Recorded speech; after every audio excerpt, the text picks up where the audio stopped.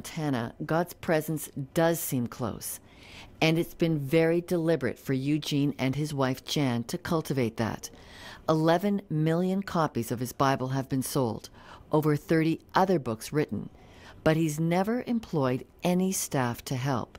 In this first TV interview he's ever granted, he explains that busyness and technology needs to be kept at bay so the voice of God can be connected with.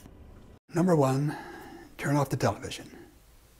You told me that the average person in Canada watches 21 hours of television.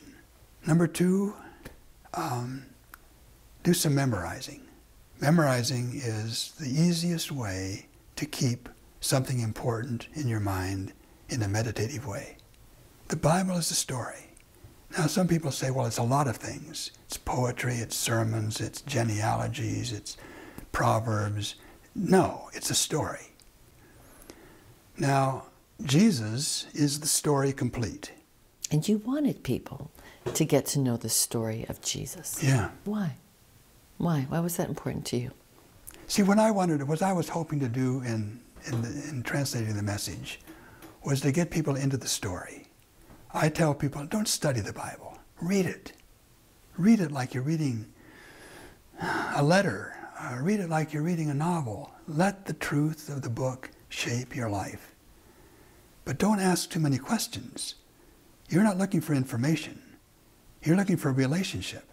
So if we can get past the religious patina that's been put over everything, we become more human and more Christian at the same time.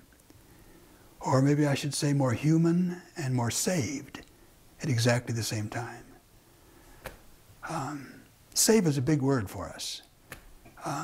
Do you know what the word means in Hebrew?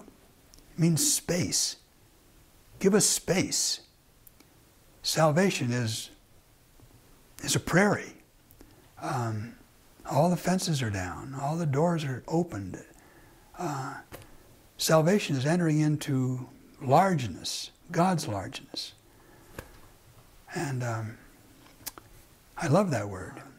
If we stay with this, if we pay attention to what's going on, stay with this book, stay with these words, there's no way in which we can not eventually get caught into the conversation, brought into the conversation.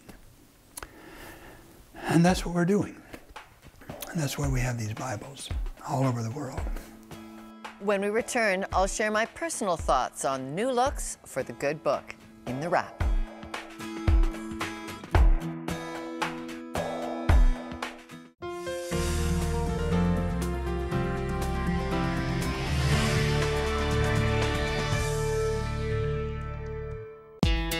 If this show has made you want to read the Bible, and in one of the newer versions we feature today, write to us and we'll get you connected to the good book.